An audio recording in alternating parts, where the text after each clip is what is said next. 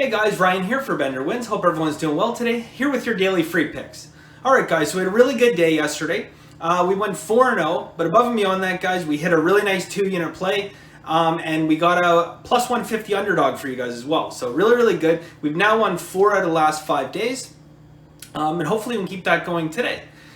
Before I jump into it guys, if you haven't subscribed to the channel, please subscribe. But very important, make sure you turn on notifications. If you don't know how to do that guys, click the little bell down below and make sure you turn alerts on, because you want to make sure that you're getting the videos when I post them so you can get your plays in on time. Because I think a couple of you guys have said you're subscribed but you're not getting notifications. If you put the little bell on and you turn on notifications, you will get that. So make sure you turn all notifications on. Alright, before I get into today's picks, really quickly, I just want to discuss with you guys, I think there's a little bit of confusion with under umpires, under umps, all that stuff. So I want to explain how under umpires affect the game. Okay, so under umpires right off the bat, you are going to get more strikeouts. You're going to get more strikeouts because you're going to get those borderline calls. If you guys watched the Oakland game yesterday, you'll notice that there was a ton of strikeouts that were right at the corner or potentially just outside. But I mean, if it's a close pitch, if it's borderline, you're going to get those calls. But the X factor that people don't think about is the psychology behind hitting when you have an umpire with a large strike zone. When you have an umpire with a large strike zone, batters have to be much more defensive. Okay? They have to swing at pitches that they might otherwise not swing at. If you have an umpire that has a really small strike zone, you can be selective. You can wait for that. You can wait for your pitch, and that produces runs. When you have to protect the plate, it takes away power and it lowers your batting average. So that is the effectiveness of betting umpires. It's not just increased strikeouts. It's reducing batters' ability to put power on the ball and hit for average. All right. Now, the other thing, guys, the under parks. All right. So yes, under parks. A lot of it does have to do with weather, but also you have really favorable conditions for unders inside domes a lot of times.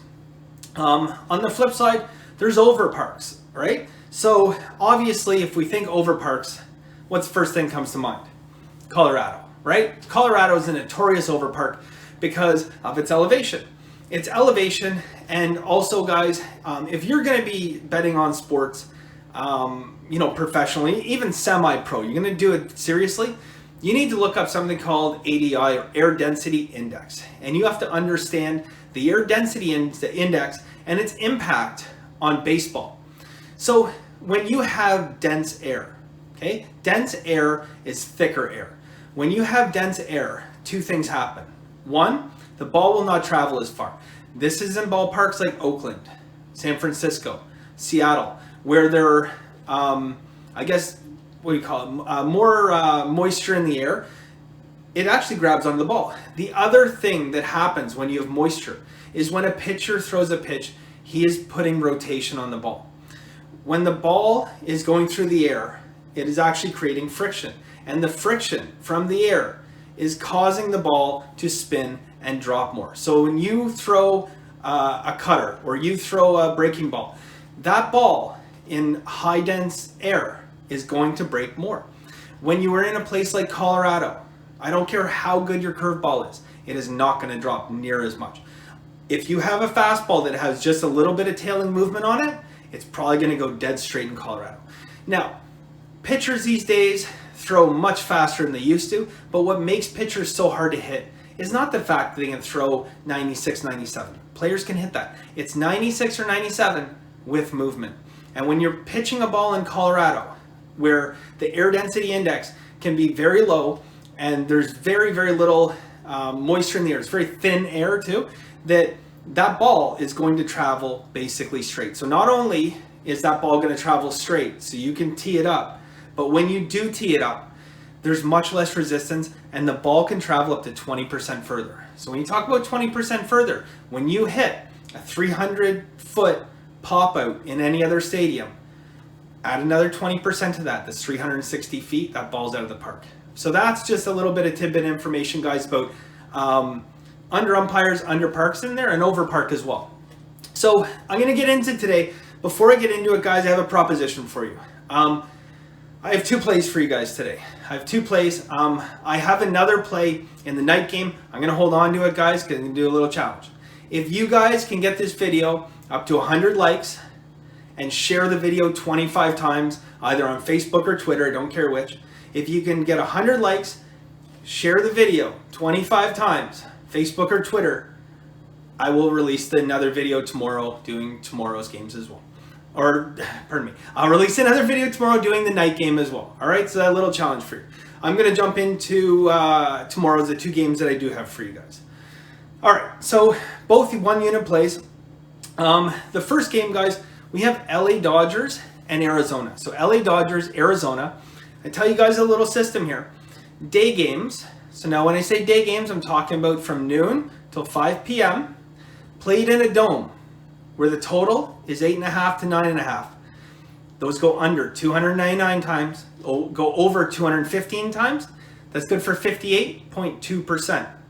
But, and there's a but to this, the games that are just at 9.5, like this game, have gone under 55 times, and they've only gone over 29 times. That's good for a 65% win rate, guys. Now, you say, but Arizona has a retractable roof. What are the chances it opens? Very small chance it opens, I'll tell you why. Tomorrow in Arizona, guys, at Chase Field, it's going to be 111 degrees. Chase Field does have air conditioning. So, are they going to subject the players to 111, 112 degree temperatures? Or are they going to let them play in an air-conditioned stadium? They're going to let them play air conditioning. The roof is going to be closed in that game. 65% unders at 9.5 in a day game. Let's take the under in that, guys. Under 9.5 minus 115. All right, next game. Tampa Bay, Baltimore, guys. So Tampa Bay, Baltimore, very nice conditions for the ball to travel. All right, we have a hot, humid day, okay? 90 degree temperature. And sorry, not humid. Hot day. I'm very tired, guys. I apologize. You have a hot day, 90 degree temperature, and you have a 13 mile an hour wind, guys. And that 13 mile an hour wind is pointed directly out, straight out. All right, so we're going to take the over in this game, guys. We're going to do it similar to how we did it yesterday, but we're going to go half a unit over 9.5 minus 120, and then we're going to go half a unit over 10 at plus 100. All right, so the juice averages out to minus 110. So that's how we're going to play that. All right, so there's the 2 picks for today, guys. If I get 100 likes and the shares, I'll do another video. As always, guys, have a very lucky day.